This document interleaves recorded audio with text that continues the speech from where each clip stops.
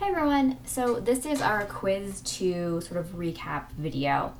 And the first thing that I want to talk about are the themes that came up in many of our sort of responses to that sort of written question.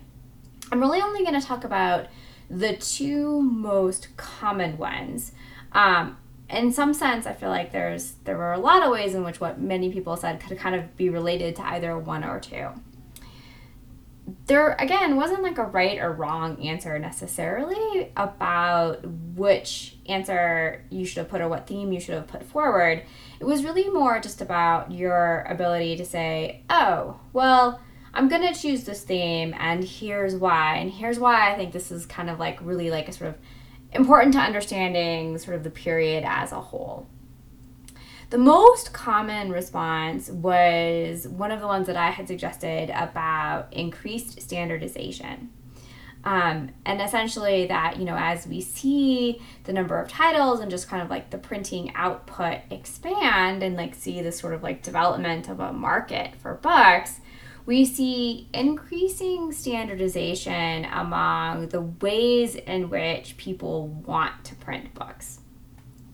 I was really glad to see that for so many of the students who wrote about this theme, they were recognizing that standardization is also a vehicle for sort of maybe like standardization helps you to stand out and actually some certain kinds of differentiation.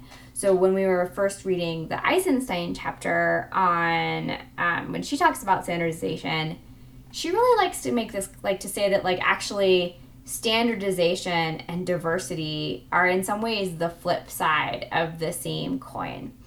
And what she means here is that when we have expectations or certain kinds of stylistic conventions, those are also tools that we can draw on as we sort of try to create a slightly like to the way to like sort of stand out while using those, right?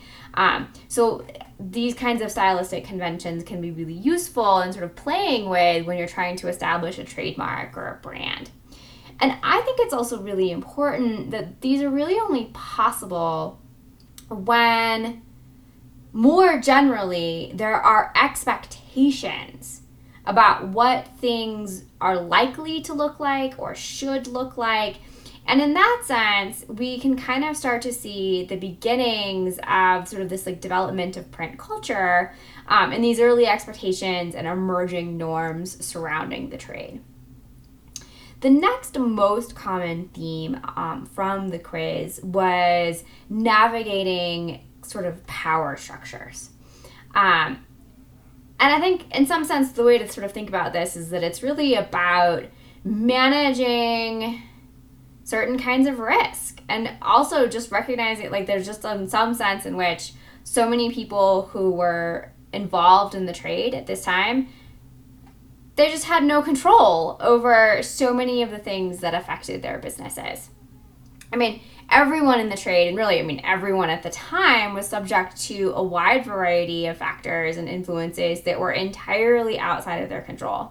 And so in that sense, success wasn't necessarily just a matter of being good at your trade, but it was also about your ability to navigate certain kinds of existing power structures, and maybe even just kind of having a bit of luck. And I think especially when we talk about luck, this is really taking us into this realm of what you might call kind of risk management, where you're sort of thinking about like, well, how well did people recognize the risks posed by things that were outside of their control, and what tools did they have, or were they able to sort of take steps to sort of mitigate those when things went awry.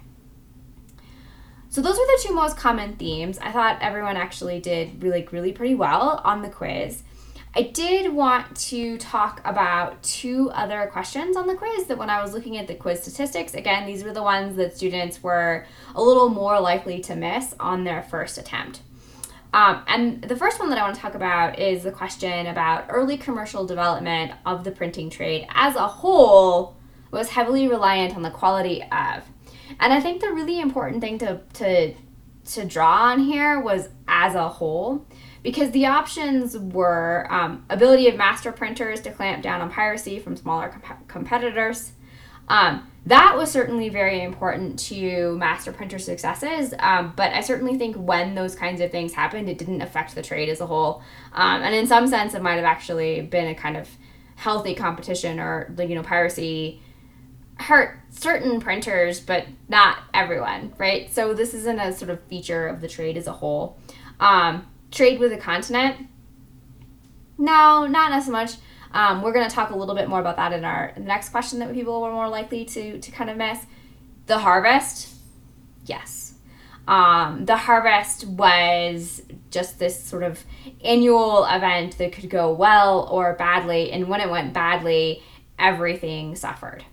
So that's actually the correct answer there. The final, or the other option, and they are randomized, so you might not have seen them in this order, was ability to curry favor with a rapidly changing succession of monarchs.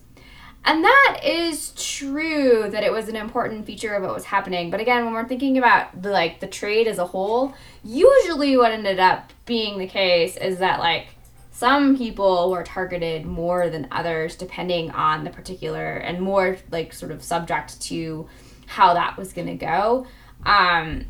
Depending on what they were printing, what their political inclinations, what their religious inclinations, right?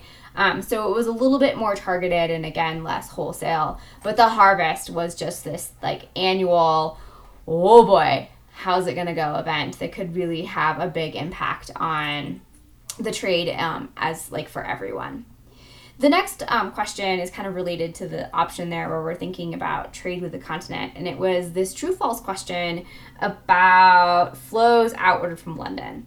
And I think the important thing about that question is just to point out that, well, I mean, yes, so the question there, the answer is false, that there was actually some things coming in, there really was titles coming in from the continent, there were used books coming in from the provinces, and there really was some kind of ways in which the sort of broader provincial cities, not really cities in the early period, but there's still the country is influencing and having some kind of effect on what's happening in London. And so in that sense, it is not the case that only London is just sending books out. There are ways in which it's coming back in.